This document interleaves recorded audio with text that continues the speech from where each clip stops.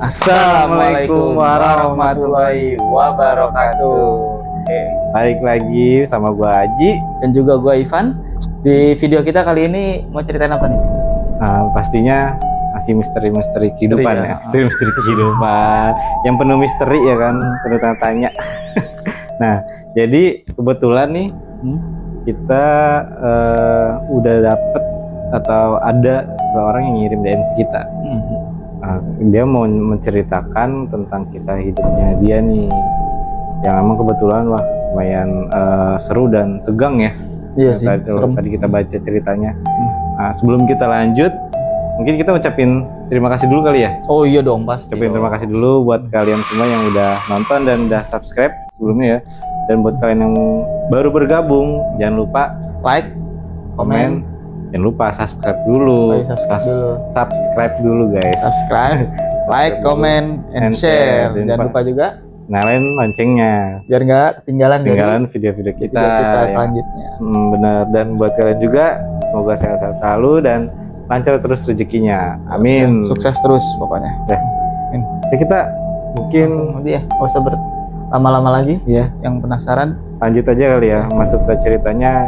Ini yang kita buka kisah. Kita dapat kiriman dari siapa ya? Mungkin kita sebut saja namanya Kak Hesti ya.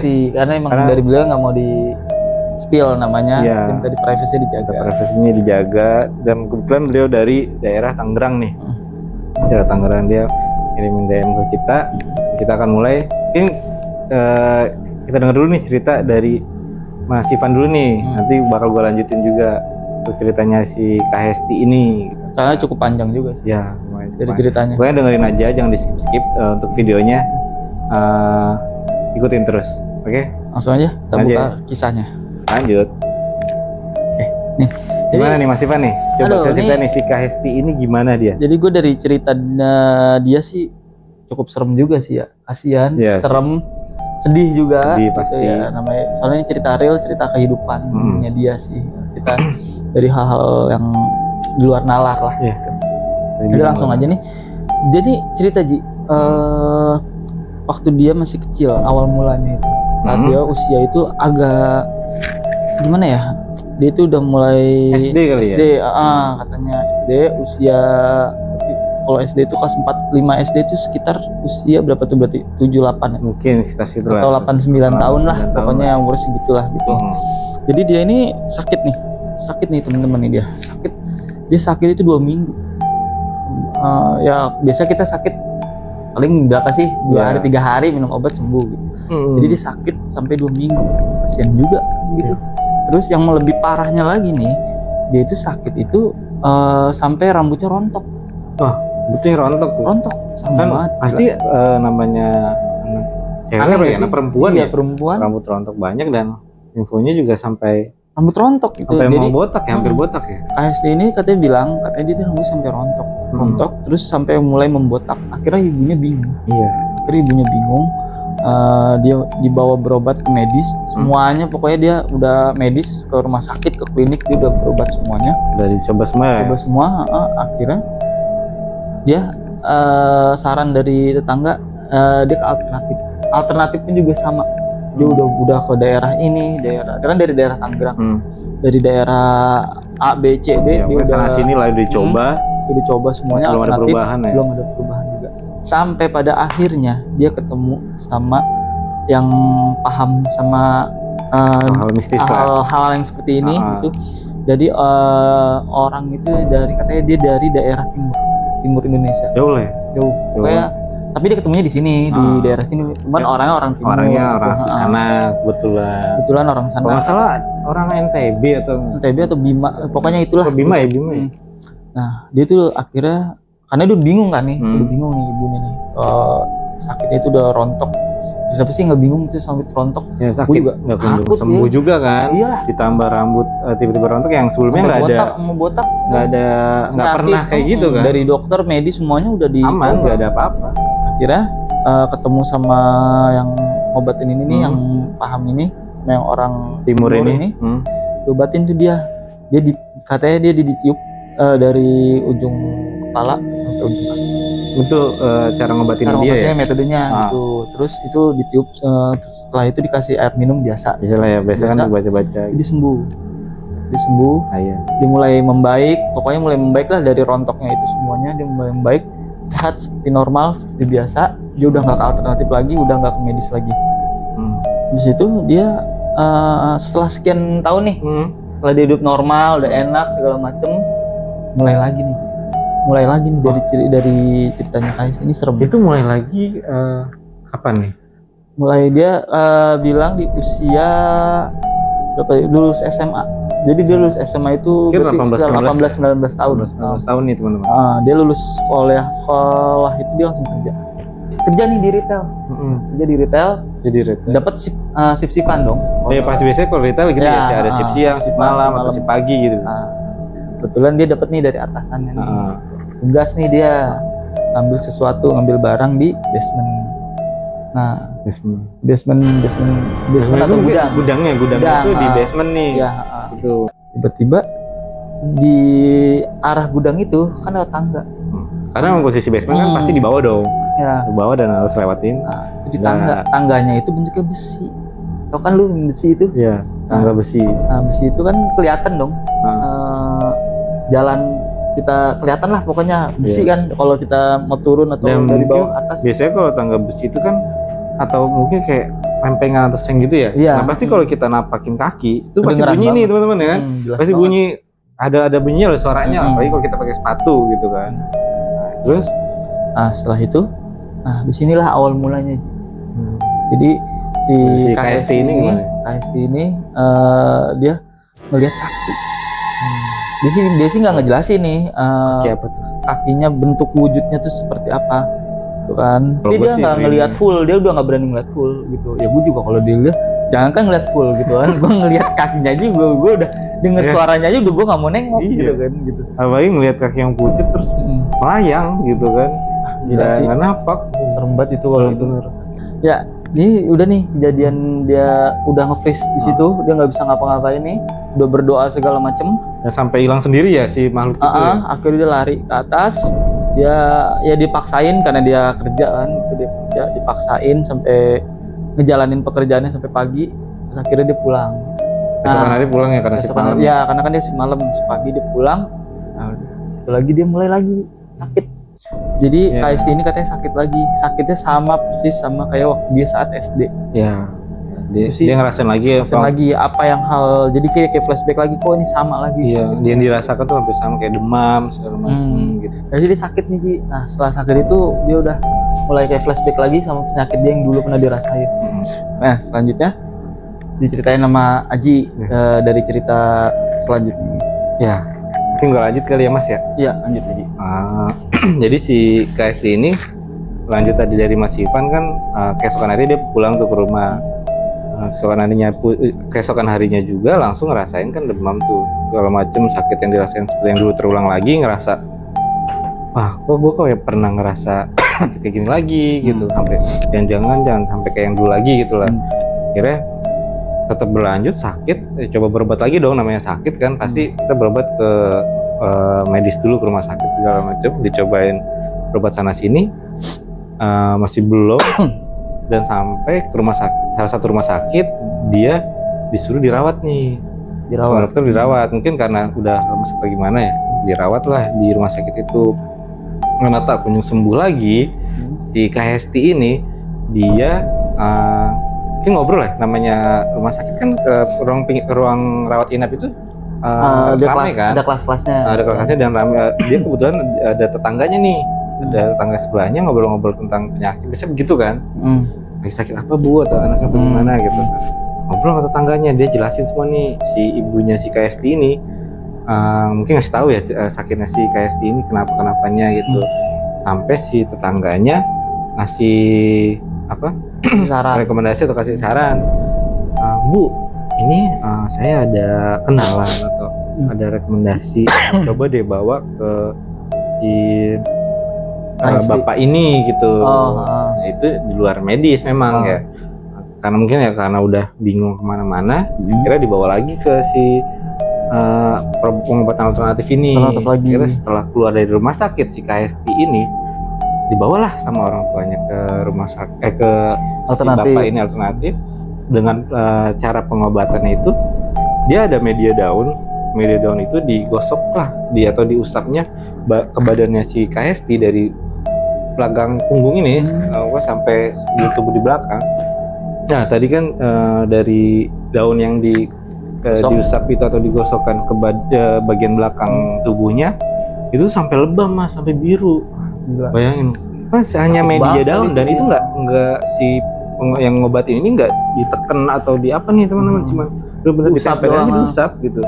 Nggak tahu gimana, mungkin efeknya ada. Tapi emang itu bener nyata ya, kejadian di nyokap gua di video yang gua ceritain kemarin tuh real. Gua ngeliat emang itu nggak cuma diusap, nggak disentuh, itu udah kesakitan orang. Gua nggak tahu sih. Nggak tahu sebagai orang sakitnya seperti apa ya, karena dia ngerasain, tapi emang bisa sampai kita aja sampai sampai nyeri, dan si KST ini aja sampai lebam, benar-benar ada bekas lebam dan biru gitu kan. Betul. Dan dari situ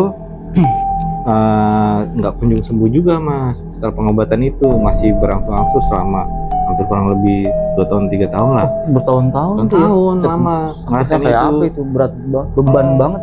Ya, karena yang dialamin pun nggak cuman itu gitu, nggak cuman yang demam atau gimana ya. Jadi di setiap malam setelah maghrib atau menjelang maghrib, dia tuh di lingkar matanya itu warna hitam dengan sendirinya. Capek banget itu pasti. Capek dong. Capek, dan dengan keadaan tuh ya melek aja, bener-bener melek, nggak bingung kali ya, gelisah, bingung mau ngapain gitu.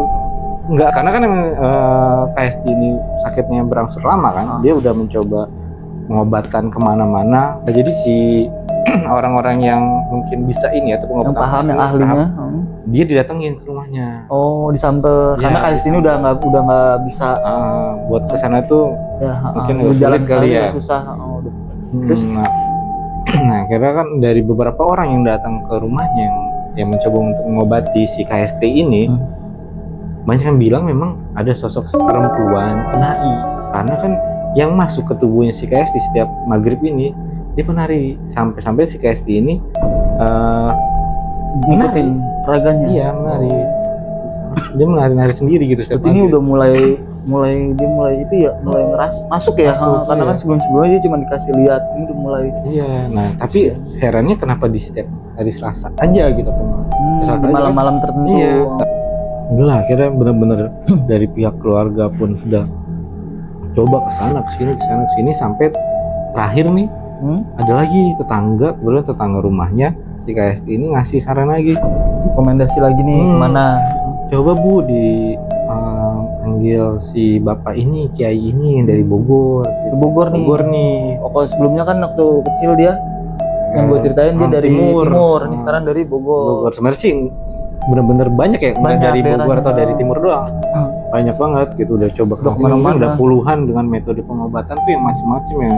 Mandi kembang, yang nabur garam, yang apalah, yang apa gitu kan. Karena kan namanya kita pengen sembuh ya, apalagi orang tua ngelihat anaknya udah kayak gitu, apapun segala caranya ya harus dilakuin. Yang penting si anak ini sembuh, si KST ini sembuh gitu kan. Balik lagi, lanjut ke si Pak Kiai ini yang dipanggil dari Bogor. Beliau ini datang nggak sendirian Mas. Beliau ini datang sama anak murid-muridnya. Oh, berarti mungkin dia punya pesantren atau apa kali ya, atau mungkin ada perguruan atau apalah gitu kan. Berapa orang Bu? Dia datang sama anak muridnya yang kalau nggak salah si KST itu 5 orang aja.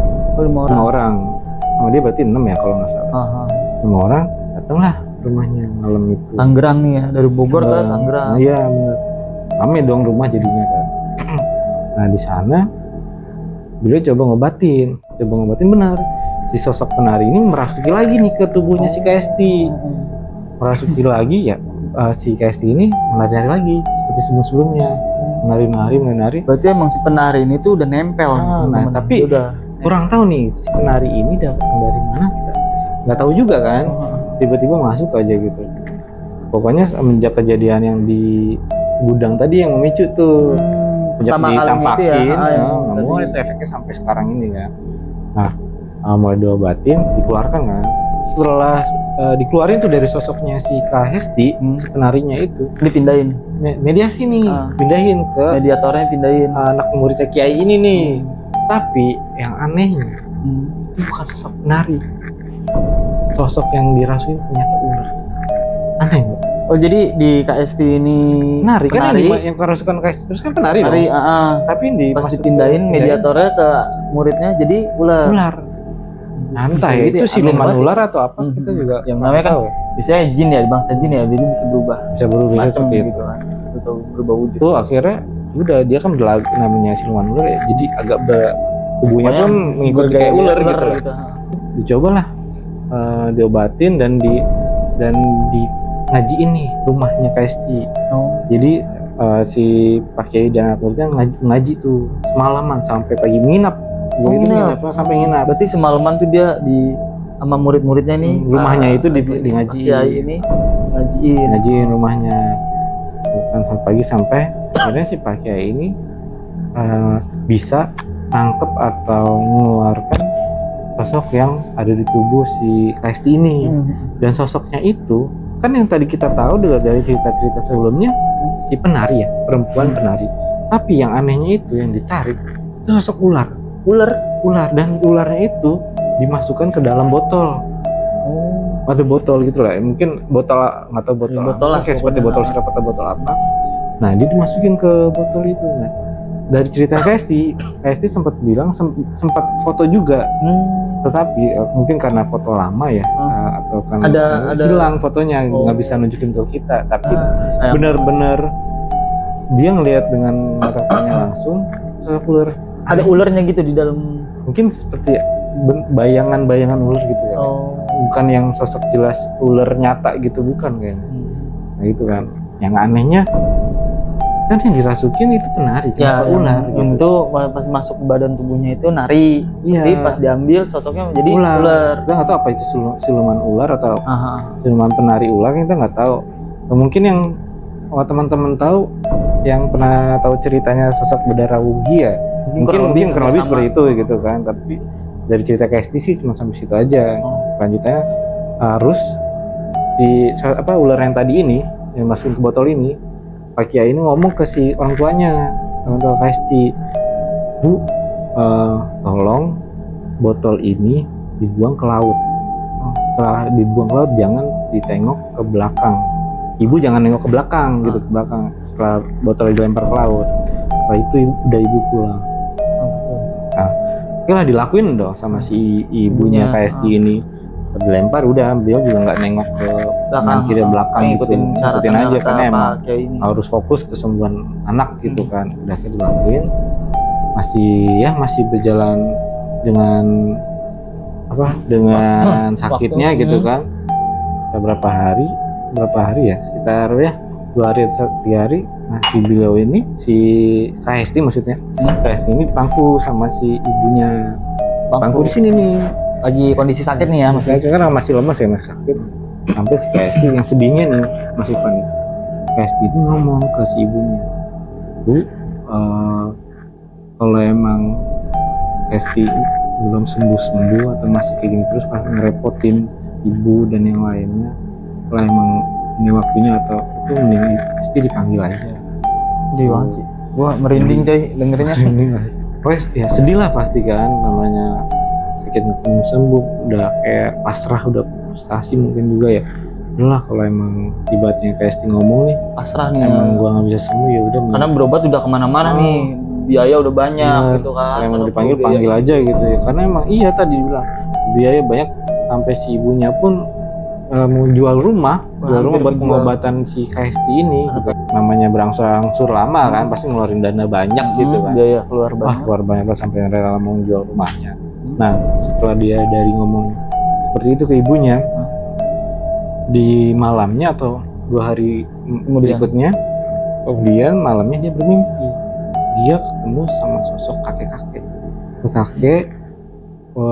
pakai baju putih kalau misalnya, dia udah ubanan gitu, kakek lah bentuknya kakek. Dia ngelus kepalanya KST, cepet sembuh ya Do, katanya gitu guys. Merinding gua sumpah. Karena ini real sih ya. Sumpah merinding. Sumpah merinding. Cepet sembuh ya Do, katanya. Nah itu nggak tahu sosok itu siapa. bukan kakeknya tapi ya belum tahu leluhurnya gitu bisa juga jadi nggak kakeknya atau memang leluhurnya sosok leluhurnya atau pembantu, emang dia sosok baik gitu kan, yang bantu yang bantu untuk kesembuhannya kita nggak tahu. Intinya ada di mimpi dia didatangi kakek itu. Nah, serem banget. setelah dimimpin seperti itu, ya alhamdulillahnya, benar-benar alhamdulillahnya keesokan harinya atau beberapa hari berikutnya dia sembuh, mulai normal mulai perlahan normal. Terus kondisi badan setiap hari Selasa pun udah mulai gak kerasukan kan, karena tadi juga mungkin udah diambil juga ya itunya sosok yang seperti ularnya itu kan. Ya pokoknya pelan-pelan kan sembuh lah gitu kan, udah tidur alhamdulillah sudah mulai bisa udah bisa tidur malam kan, normal jam 10 atau jam 10 udah mulai bisa tidur lah gitu kan. Dan setiap hari Selasa pun udah lingkar mata ini sudah nggak hitam lagi, itu benar-benar hitam soalnya karena mungkin efek sama dia nggak kemasukan tidur juga, terus nggak tidur juga kan. Dan udah nggak kerasukan si sosok penari ini atau si ular ini. Nah itu kan kalau dari yang awal gue ceritain yang pertama itu, yang bapak itu kan dia sembuh nih. Berarti ini dia dari sekian dia berobat di alternatif, dia cocok nih kan jodohnya sama si bapak yang dari Bogor nih gitu. Alhamdulillah. Nah yang gue denger tuh katanya dia ada kejadian juga diserang apa gimana, gue nggak ngerti. Iya, jadi itu gimana? Yang Terus tadi kita baca nih, ya.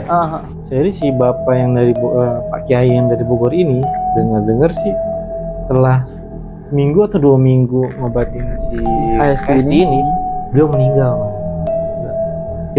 Kita kurang tahu juga ya, maksudnya meninggal itu ya karena meninggal ngobatin setelah ini atau ada serangan apa kayak gitu, memang dia punya riwayat sendiri sebelumnya gitu, atau mungkin memang udah kita nggak tahu ya. Pokoknya sih intinya kita doain aja mudah-mudahan beliau juga meninggal ada husnul khotimah dan tenang di alam sana. Karena si KST ini setelah seminggu mungkin dia ngubungin ini, saya udah enakan kali kok tiba-tiba dari dapat info muridnya beliau sudah meninggal. Serem banget sih itu. Tapi si KST ini katanya udah normal lagi ya? Udah normal balik. Pokoknya udah dia alhamdulillah udah keterima kerja yang baru lagi, coba sudah berjalan normal lagi kayak normal. Mencoba kerja lagi dan untuk sekarang untungnya dapat kerja yang bukan siang malam seperti ini. Jadi dia bisa lebih lebih tenang lah bekerja di siang hari dari pagi sampai sore. Lanjut dari kegiatan dia yang sudah normal, dia pun tetap nih si KST ini nggak bisa hilang dari sensitivitas tubuhnya. Kepekaannya masih tetap makhluk gitu.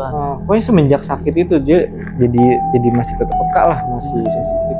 Jadi efeknya ya mudah melihat makhluk-makhluk yang tak kasat mata gitu. Kalau kata dulu yang obatin nyokap gua itu katanya namanya indra jarang gitu. Iya bisa disebut. Iya. Jadi kan tadi gua udah sebutin ya, dia udah berobat kemana-mana. Memang salah satu faktornya kenapa si KST begitu ya, gejalanya jarang. Jadi gampang dirasukin. Tapi emang itu rata-rata yang paham sama itu pasti bilangnya seperti itu, orang-orang yang sensitif ya. Wah ini iganya jarang gitu kan. Tapi bukan si pihak keluarga tidak mau ngobati atau gimana. Pasti kan tadi udah coba ngobat kemana-mana ya. Itu sampai menjual rumah kan. Memang dari orang-orang yang sedang ngobatin juga ceritanya agak susah kalau iga jarang gitu. Tapi tetap intinya sebisa mungkin sih KST ini dia bilang kayak mungkin nge-trigger dirinya supaya jangan terlalu fokus ke hal-hal seperti itu. Jadi si KST ini udah dapat kerjaan baru kan. Nah, di kerjaan barunya ini karena dia masih sensitif dengan hal-hal yang tak kasat mata, beliau pun di tempat baru ini, saat dia mau sholat atau setelah sholat di kantor barunya, kan di kantor itu di sebelahnya ada gedungnya. Nah, gedung yang sebelahnya ini dia melihat ada di kacanya itu, di gedung sebelah dia melihat ada sosok putih. Ada sosok putih di sana. Itu enggak, di situ sore. Kita sholat asar lah. Itu ya kenapa bisa muncul gitu di siang hari gitu. Manusia, bukan orang, karyawan. Kosong di sebelah, kosong gitu. Udah gitu. Ya, jangan, kita nggak bisa nurusin sekarang nih teman-teman. Mungkin bakal kita lanjutin di next di part 2 untuk si KST ini, karena memang beliau si KST-nya ini ngirimin ceritanya cukup panjang ya. Sampai di kondisi dia saat ini ngirimin ceritanya gitu.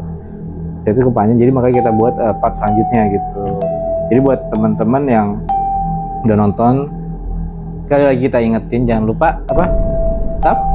Subscribe, like, komen, dan share. Nah, buat teman-teman lagi yang mau ngirim ceritanya gimana caranya?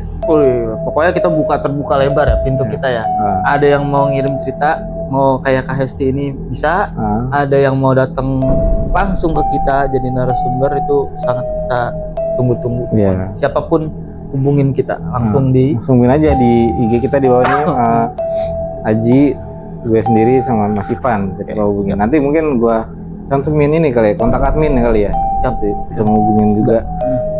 Pokoknya jangan sungkan, kirim-kirim aja yang punya cerita-cerita horor, pokoknya itu pengalaman horor itu, ngalamin pribadi atau mungkin saudaranya atau temannya, kirim aja nggak apa-apa. Nanti cerita kita apapun itu ya, yang mistis, horor, santet, sugihan, pengalaman horor segala macam tuh kita sharing aja pokoknya. Ya, sekali lagi dan gua ucapin buat yang nonton, sehat selalu, banyak rezekinya, lancar selalu urusannya. Amin. Ya rabbal alamin. Sekian dari kita. Wassalamualaikum warahmatullahi wabarakatuh.